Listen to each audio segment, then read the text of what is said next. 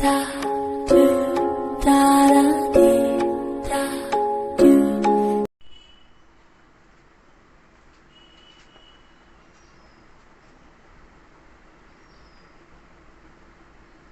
दोस्तों, simple solution study के YouTube channel पर आपका स्वागत है। जैसा कि हम लोग है ना क्लास 9th के एनसीईआरटी का फ्रेंच रेवोल्यूशन फ्रांसीसी क्रांति के बारे में पढ़ रहे थे।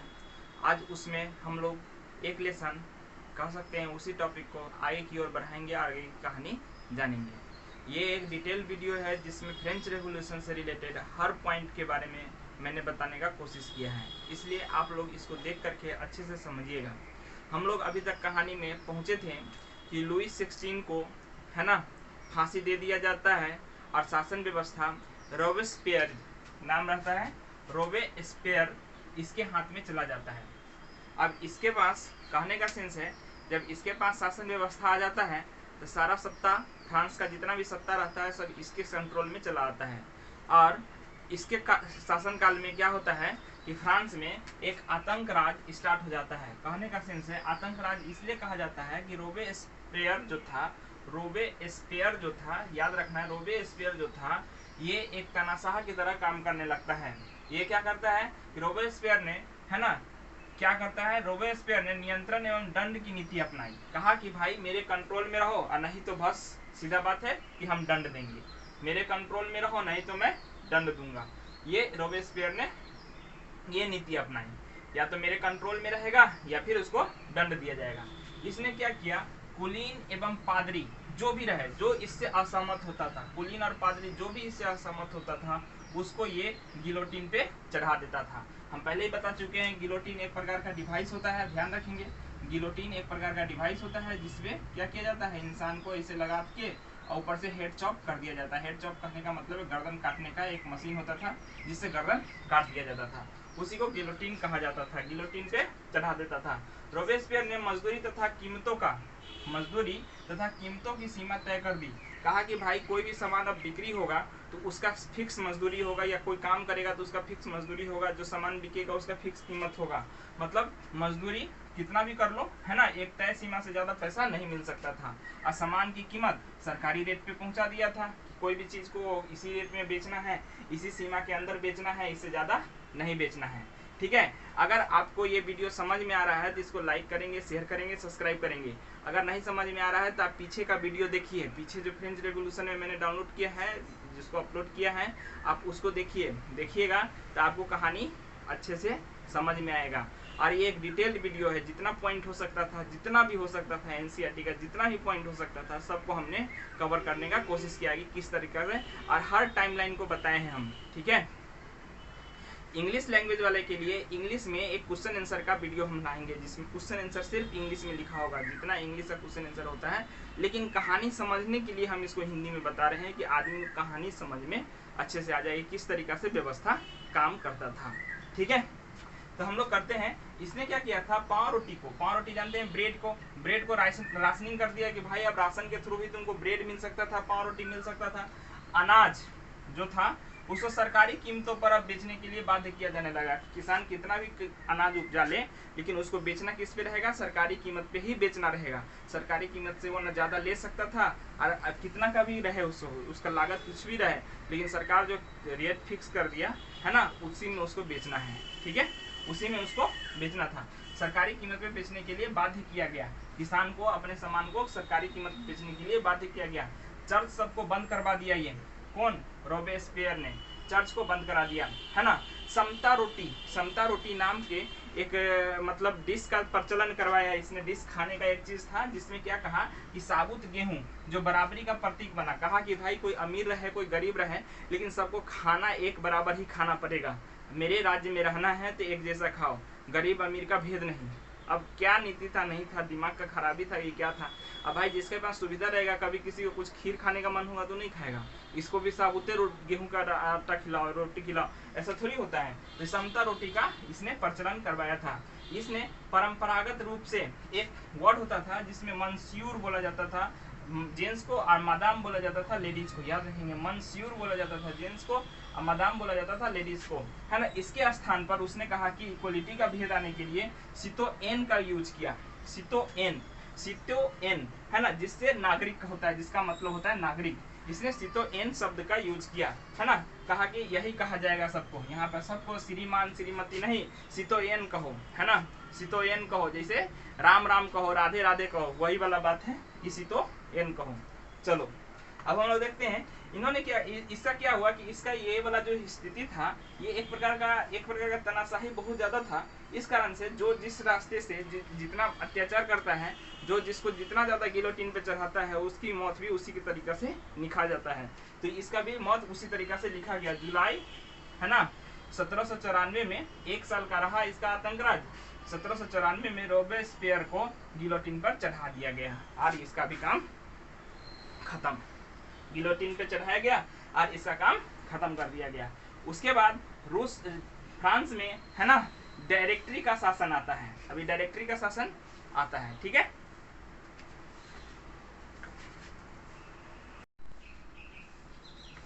उसके बाद फ्रांस में डायरेक्टरी का शासन आता है और डायरेक्टरी के शासन के आधार पर तरह तरह के नियम कानून को लगाया जाता है। अब ये डायरेक्टरी कैसे काम करता था, हम लोग उसको ऊपर देखते हैं कि डायरेक्टरी कैसे काम करता था।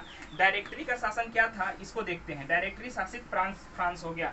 क्या हुआ कि इसमें रोबेस्पियर को फांसी पे चढ़ाने के बाद, गिलोटिन पे चढ़ाने के बाद जितना भी सत्ता था वो मध्य वर्ग के हाथ में आ गया। किसके हाथ में आ गया? सत्ता अब मध्य वर्ग के पास था, है ना। और उसने क्या किया, जितने भी संपत्तिहीन को, जो जिसके पास संपत्ति नहीं था, जितने भी संपत्तिहीन था, जिनको मिला था वोट देने का अधिकार, उन सब से मताधिकार छीन लिया गया। ये मध्य वर्ग ने क्या किया कि सत्ता से, मतलब मध्य वर्ग ने क्या किया कि संपत्तिहीन से मताधिकार छीन लिया, ठीक है।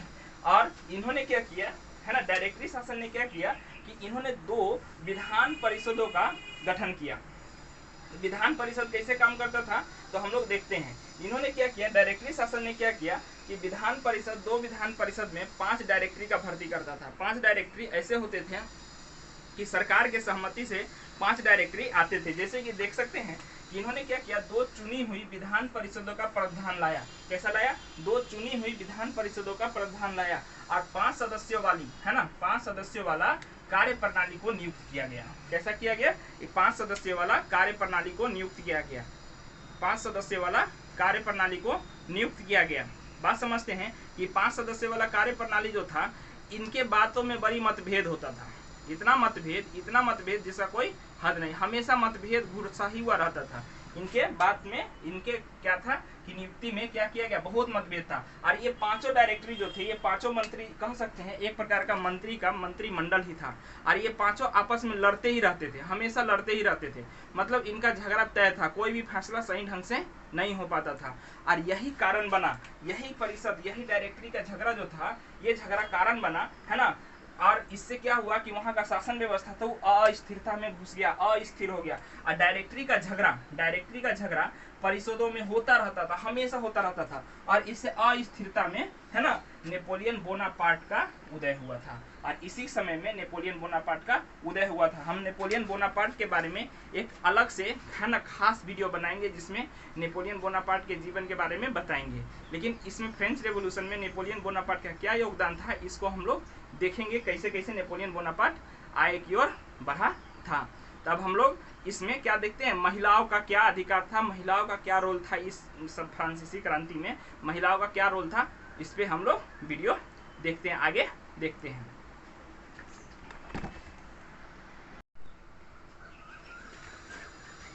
महिलाओं का भाग अगर कहें, महिलाओं का रोल कहें, तो इस फ्रांसीसी क्रांति में महिलाओं ने बड़ी ढंग से और बड़ी सहूलियत से भाग लिया था। अगर सोचो, अगर महिलाएं साथ नहीं होती, एक इस तरह से इमेजिन करो, अगर भारत की महिलाएं साथ नहीं देगी तो भारत की सीमा पे लड़ने वाला सैनिक नहीं लड़ पाएगा। क्योंकि उसको परिवार किसको संभालना पड़ता है, जिसका अगर मान लो कोई आदमी सेना में है तो उसका परिवार कौन संभालता है, तो उसकी घर की महिलाएं संभालती है। तो समझ लो यहाँ फ्रांस में क्या हो रहा था कि जितने भी पुरुष थे वो तो क्रांतिकारी बने हुए थे, वो तो लड़ ही रहे थे। लेकिन एक लड़ाई और चल रहा था, वो लड़ाई चल रहा था महिलाओं के बीच। महिलाएं क्या कर रही थी कि उस लड़ाई के थ्रू महिलाएं क्या कर रही थी, अपने जो बच्चे थे उसको पालना, है ना, उनको फूड प्रोवाइड करवाना, अपने बच्चे का जो देखभाल है कैसे करना, या फिर उसका जो हस्बैंड है या फिर जो घर के मर्द है अगर क्रांति में भाग ले रहा है, युद्ध में जा रहा है, तो उसकी देखभाल करना ये महिलाओं की जिम्मेवारी था। इस कदर में, इस युद्ध में या इस क्रांति में ऐसा माहौल हो गया कि महिलाओं की तरफ किसी का ध्यान गया ही नहीं। लेकिन इनका रोल जो था बहुत इंपॉर्टेंट था। इसको देखे बिना, इसके लिए बिना, है ना, हम लोग इसके रोल को इमेजिन नहीं कर सकते कि कितना इंपॉर्टेंट रोल इनका था। तो हम लोग देखते हैं महिलाओं का इस फ्रांसीसी क्रांति में क्या भाग था। सबसे पहला बात, ये महिलाएं जो थी ये घरेलू कार्यों में ध्यान देती थी। कैसे कार्यों में? घरेलू कार्य जितने भी होते थे उसमें महिलाएं ही ध्यान रखते थे, ठीक है ना। जीविका निर्वाह के लिए जो पैसा कमाना होता था या जो अनाज कमाना होता था, ये महिलाओं के भाग में ही होता था, महिला ही कमा के लाती थी। और कुछ महिला ऐसे थी जो वेश्यावृत्ति में भी, है ना, प्रोस्टिट्यूशन में भी लग गई थी, है ना, प्रोस्टिट्यूशन में भी लग गई थी, ठीक है ना। केवल धनी महिला ही पढ़ सकती थी। ध्यान रखना है कि महिला को पढ़ने का अधिकार था, लेकिन कौन सा महिला पढ़ सकती थी? जिसके पास बहुत ज्यादा पैसा है, मतलब धनी परिवार से जो महिला आती थी, राज परिवार से, नोबिलिटी या क्लर्जी ही ज्यादा धनी परिवार से होते थे, या फिर थर्ड स्टेट में बिजनेसमैन या कर्मचारी, ठीक है, इस तक को धनी महिला में गिना जाता था और वही पढ़ सकते थे। वोट डालने का अधिकार नहीं था, महिलाओं को वोट डालने का अधिकार नहीं था। बहुत दिनों तक कह सकते हैं महिलाओं का संघर्ष तो लाजवाब हमेशा रहा। 1946 तक इनको वोट देने का अधिकार ही नहीं था। 1946 जो कह सकते हैं सेकेंड वर्ल्ड वॉर के अंत के बाद मॉडर्न युग में इन लोगों को मिला है पूरा तरीका से अधिकार कि हम वोट डाल सकते हैं। तो महिलाओं का जो संघर्ष था वो लगातार रहा, मतलब कभी खत्म नहीं हुआ। हमेशा जितना युद्ध लड़ा गया, जितना युद्ध हुआ, सब में महिलाओं का रोल महत्वपूर्ण रहा है और इनको उतना अधिकार नहीं मिला है, उतना अधिकार इनको नहीं मिला है। इतिहास के पन्नों में लिखा हुआ है कि उतना अधिकार इनको नहीं मिला है, जो कि बहुत ही दुख वाला बात है। उस समय के बड़े बड़े स्कॉलर सब भी, है ना, पुरुष और पुरुष नागरिक संहिता पे ही बात करते थे, महिला और महिला नागरिक संहिता पे कभी कोई बात नहीं किया। हम लोग बात करें महिलाओं के लिए क्लब बनाए, महिलाओं ने बहुत से क्लब बनाए थे, जिसमें 160 से अधिक क्लब अस्तित्व में आया था। मतलब 160 क्लब ऐसे थे जो फेमस भी थे, 160 क्लब ऐसे थे जो फेमस भी थे, ठीक है ना। बहुत से क्लब बंद करवाया गया, है ना, और महिलाओं को फांसी भी चढ़ाया गया, महिलाओं को भी फांसी चढ़ा दिया जाता था। बहुत से क्लब बंद करवा दिया गया, लेकिन इनका संघर्ष जारी रहा, संघर्ष कभी खत्म नहीं हुआ, इनका संघर्ष जारी ही रहा, ठीक है ना। कुछ मतलब संघर्ष करने पर कुछ इनको अधिकार तो मिला, लेकिन प्रारंभिक अधिकार उतना अधिक भी नहीं था, लेकिन कुछ अधिकार मिला था, जिसको हम लोग एक बार देख लेते हैं क्या क्या अधिकार मिला था। तो महिलाओं को प्रारंभिक वर्षों में कुछ अधिकार दिए गए, कुछ नियम के तहत देख सकते हैं। इनके लिए अनिवार्य शिक्षा का एक नीति लाया गया, है ना। शादी के लिए बाध्य न करना, है ना, ये नियम लाया गया कि शादी के लिए किसी महिला को बाध्य नहीं किया जाएगा, ठीक है ना। महिलाओं को भी तलाक का अधिकार दिया गया कि भाई अगर महिला कंपेटिबल नहीं है किसी के साथ तो वो तलाक दे सकती थी, महिला को तलाक देने का अधिकार दिया गया, ठीक है। सन, है ना, देख सकते हैं सन 1946 में फ्रांस की महिलाओं को मताधिकार मिल गया। इनका संघर्ष कब कंप्लीट हुआ? सन 1946 में, मतलब 1946 में ही महिलाओं को मत अधिकार यानी कि नागरिक के रूप में, किसी देश के नागरिक के रूप में गिना जाने लगा, ठीक है। हम लोग देखते हैं महिलाओं का एक ग्रुप था, एक क्लब बनाया था महिलाओं ने, ठीक है। उस क्लब के बारे में हम लोग देखते हैं वो क्लब कैसा था। तो उनका क्लब का नाम था ओलंपे दे गूज। क्या नाम था? ओलंपे दे गूज, देख सकते हैं, ओलंपे दे गूज। ये क्रांतिकारी महिलाओं का एक संगठन था। ओलंपे दे गूज क्रांतिकारी महिलाओं का एक संगठन था, और ये महिलाएं राजनीतिक रूप से बहुत सक्रिय महिलाएं थी। ये राजनीति में भाग लेती थी, ऐसी महिलाएं थी जो राजनीति में भाग लेती थी और राजनीति को भली भांति समझती थी। तो हम लोग देख सकते हैं कि ये क्रांतिकारी महिला राजनीतिक रूप से सक्रिय रही, बहुत सक्रिय रही। इन्होंने 1791 में, है ना, जब देख सकते थे 1791 में, है ना, पुरुष और नागरिक घोषणा पत्र का उदय हुआ था, जिसमें विधि पट और तरह तरह के पुरुष के लिए नियम बनाया गया था समाज का।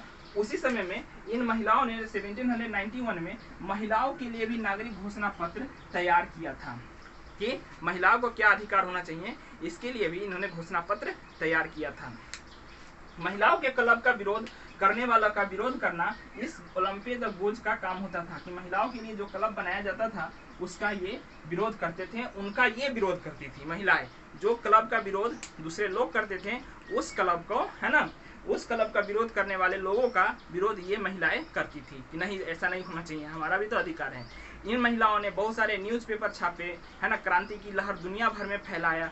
महिलाओं का ही योगदान था कि जगह जगह लोग समझ पाए कि क्रांति का क्या मतलब होता है। पाव रोटी के लिए लाइन में लगने वाली यही महिलाएं होती थी जो अपने बच्चों को पालने के लिए राशनिंग के सामने लाइन में लगे रहते थे। पति उति का पता नहीं होता था, वो सब लगे रहते थे युद्ध में, कभी बास्तिल में तो कभी कहीं तो कभी कहीं, ये सब लड़ रहे होते हैं। तो ये सारे बच्चों के पालने की जिम्मेवारी, है ना, उनको खिलाने का जिम्मेवारी, घर में बुजुर्ग की सेवा करने की जिम्मेवारी इन महिलाओं का ही था। तभी फ्रांस की क्रांति इतना सक्सेसफुल हो सका था। हम लोग बात करते हैं कि इसके बाद कुछ ऐसा कंडीशन हुआ कि फ्रांस में दास प्रथा का उन्मूलन का समय आ गया था। क्या फ्रांस में किसी को दास या दास प्रथा में रखना गैर कानूनी माने जाने लगा था। तो हम लोग देखते हैं यहाँ पर दास प्रथा उन्मूलन से रिलेटेड कुछ पॉइंट है जिसको हम लोग देखते हैं कि दास प्रथा का उन्मूलन कैसे किया गया था। तो कैरेबियाई देशों में, खास करके कैरेबियाई देश जिसमें चाय, कॉफी, रेशम, इन लोग इस चीज का खेती बहुत होता है। चाय, कॉफी, रेशम, इन सब का खेती बहुत होता है। कैरेबियाई देशों में चाय, कॉफी तथा रेशम का प्रख्यात था, ये बहुत ज्यादा प्रख्यात क्षेत्र था। कैरेबियाई देश, कैरेबियाई देश एक ग्रुप है देशों का जिसमें चाय होता है, कॉफी होता है, रेशम होता है, ठीक है। तो इन लोगों को अपने फैक्ट्री में, अपने बागान में काम कराने के लिए बहुत ज़्यादा मजदूरों की ज़रूरत होती थी। फैक्ट्री अभी इंडस्ट्रियलाइजेशन आया नहीं है, इसलिए फैक्ट्री अभी नहीं है, अभी सिर्फ बागान है, बागान में काम करने वाले किसान है। तो हम लोग देखते हैं क्या होता था। एक तरफ यूरोप होता था, समझते हैं, एक तरफ अमेरिका होता था, एक तरफ अफ्रीका होता था। ये समझिएगा, ये ट्रायंगल समझिएगा, यूरोप, अमेरिका और अफ्रीका का ट्रायंगल समझिएगा। क्या होता था कि अफ्रीका से, है ना, अफ्रीका से ये लोग जो होते थे मजदूर को बांधते थे। कैसे बांधते थे? उसको बांध करके उसके ऊपर दाग लगा देते थे, दागते थे उसको, गर्म लोहा से दाग देते थे। और बंदरगाह, जिस बंदरगाह का नाम था बोर्ड बंदरगाह और नान्ते बंदरगाह, इस बंदरगाह पर अलग अलग सरदार रहते थे। बोर्ड बंदरगाह और नान्ते बंदरगाह, यहाँ पर अलग अलग सरदार या कबीला टीला जो होता था उसमें रहते थे। और इन लोगों का काम क्या होता था, ये लोग क्या करते थे कि इन मजदूरों के ऊपर दाग लगा करके, है ना, इनको समृद्ध शक्तिशाली पैसे वाले के हाथों बेच देते थे। इनको 3-3 महीने के लिए समुद्री यात्रा पे भेज दिया जाता था। भैंस बकरी जो होता है ना, भेड़ बकरी की तरह लोड करके शिप में भेज दिया जाता था। इनकी हालत बहुत ही ज़्यादा खराब थी। खासकर अफ्रीका के जो मजदूर थे उनकी हालत तो बहुत ही ज़्यादा दयनीय था। तो क्या देखते हैं कि यूरोप तथा अफ्रीका, जो यूरोप और अफ्रीका जो थे, अमेरिका तथा अफ्रीका, ये त्रिकोणीय दास व्यापार जारी था। इस जगह त्रिकोणीय दास व्यापार जारी था। यहाँ देखते हैं बोर्ड तथा नान्ती बंदरगाह द्वारा, है ना, जहाज के दास को लाया जाता था, जहाज से दास को लाया जाता था। दास मतलब स्लेव। बोर्ड तथा नान्ते बंदरगाह द्वारा, है ना, बंदरगाह द्वारा जहाज से दास को लाया जाता था। कहाँ लाया जाता था? तो इन देशों में बेचने के लिए, यूरोप और अमेरिका में बेचने के लिए, ठीक है ना। समझते हैं यहाँ पर इनको क्या करते थे, इन दास को स्थानीय सरदार खरीद लेते थे। क्या करते थे? स्थानीय जो सरदार होते थे, कबीले का जो सरदार होते थे, उसको खरीद लेते थे और उसको बागान में काम करने के लिए बागान मालिक को बेच देते थे। क्या करते थे? बागान में काम करवाने के लिए बागान मालिक को बेच देते थे, ठीक है। इस तरीका से दास व्यापार चल रहा था। इनका एक तरीका था, दासों पर क्या किया जाता था, दासों को दाग कर, है ना, 3 माह के लिए समुद्री यात्रा पर भेज दिया जाता था। ध्यान रखेंगे, दासों को दाग कर 3 माह के लिए समुद्री यात्रा पर भेज दिया जाता था। दासों को दाग कर 3 माह के लिए समुद्री यात्रा पर भेज दिया जाता था। मतलब समुद्री यात्रा पे जाओ, दास को दाग दिया, दाग करके क्या किया, उसके ऊपर मोहर लगा दिया और समुद्री यात्रा पर भेज दिया जाता था, ठीक है। बात समझते हैं। 1794 में, मतलब 1794 में कॉन्वेंस ने दासों के उन्मूलन के लिए कानून पारित किया। क्या किया? एक कानून पारित किया और कहा कि भाई दास प्रथा नहीं चलेगा फ्रांस में। 1794 में कॉन्वेंस, पहले बता चुके थे नेशनल असेंबली, बाद में कॉन्वेंस बन चुका था।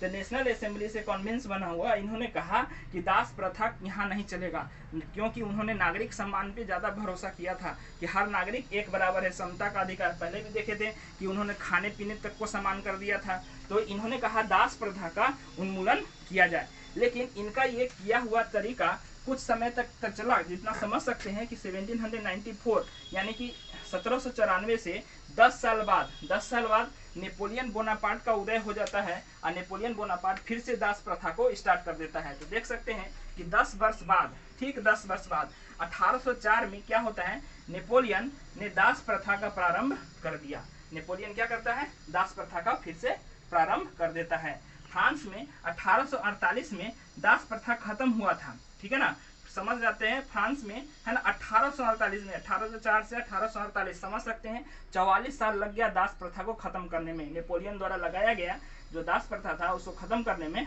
कितना साल लग गया, लगभग 44 साल लग गया। और 1848 में दास प्रथा फ्रांस से पूरी तरह से खत्म हो गया। समझते हैं कि अफ्रीका के लोगों को निग्रो कहा जाता था। क्या कहा जाता था, जो अफ्रीका के, है ना, रेगिस्तान के लोग थे। और निग्रो एक प्रकार का गाली होता है, निग्रो क्या होता है, एक प्रकार का गाली होता है। तो इन सब बातों को ध्यान रखेंगे, ठीक है, इन सब बातों को ध्यान रखेंगे। इस तरीका से दास प्रथा कहां से कहां तक चला था और दासों की क्या स्थिति थी, किसके लिए क्या रूल्स आया था, हम लोगों ने उनके बारे में ढंग से बात किए हैं। तो इन सारे बातों को आप लोग नोट बना करके, नोट डाउन करके लिखिएगा। ये इंपॉर्टेंट पॉइंट है जो एनसीईआरटी से बहुत मुश्किल से, बहुत मेहनत से निकाले हैं, ठीक है। तो हम लोग बात करते हैं कि इस दास प्रथा के बाद इसमें, है ना, फ्रांस रेवोल्यूशन में कुछ परिणाम बचे, कुछ निष्कर्ष बचे और नेपोलियन का जो उदय हुआ वो बचा। नेपोलियन ने अपने शासन व्यवस्था में क्या क्या नया रंग जमाया, है ना, क्या किया उन्होंने, नेपोलियन ने क्या किया वहाँ के लोगों के साथ, है ना। इन सब 2-3 पॉइंट के बारे में हम लोग नेक्स्ट वीडियो में बात करेंगे। फिलहाल जितना भी आपको हम दिखाए हैं उसको अपनी जगह पर रोक करके वीडियो पॉज कर करके उसका नोट बनाइए, शॉर्ट नोट्स बनाइए। ये बहुत डिटेल में हम बता रहे हैं, बहुत ज़्यादा डिटेल में, बहुत मेहनत लगा है इसको एनसीईआरटी का नोट बनाने में। और उस नोट का हम हर बात का एक एक पॉइंट निकाल के लाए हैं और एक एक पॉइंट के थ्रू हम आपको बताने का कोशिश किए हैं। आप चाहें तो इसे सब्जेक्टिव टाइप आंसर भी बना सकते हैं, है ना। अगर तो आपसे पूछा जाए कि बताइए दास प्रथा का अंत कब हुआ, है ना, या फिर दास प्रथा को दोबारा शुरू किसने किया, तो दास प्रथा का दोबारा शुरू करने वाला नेपोलियन बोनापार्ट था। दास प्रथा का अंत हुआ था कंप्लीट रूप से 1848 में हुआ था, 1848 में। तो आप इससे बहुत सारा क्वेश्चन को जवाब दे सकते हैं, बहुत सारा क्वेश्चन का जवाब दे सकते हैं, है ना। कन्वेंस ने दास प्रथा के अंत कैसे किया, तो कन्वेंस समता के अधिकार पे विश्वास रखता था, समता होना चाहिए, हर नागरिक में समता होना चाहिए, तो दास को कैसे छोड़ सकता था। इसलिए उन्होंने दास प्रथा का अंत कब कर दिया था, तो 1794 में ही कर दिया था। इस तरह कन्वेंस क्या होता है, नेशनल असेंबली को ही कन्वेंस बोला गया। समझ रहे हैं कि बहुत सारा, इससे बहुत सारा क्वेश्चन आप बना सकते हैं। आपके दिमाग में हर टाइप के क्वेश्चन एक घर करके बैठ जाएगा अगर आप इसको बढ़िया से देख लीजिएगा तो, और इसको अच्छा से समझ लीजिएगा, तब इस पॉइंट को नोट डाउन कर लीजिएगा तो आपको एक बहुत अच्छा जानकारी हो जाएगा फ्रेंच रेवोल्यूशन के बारे में।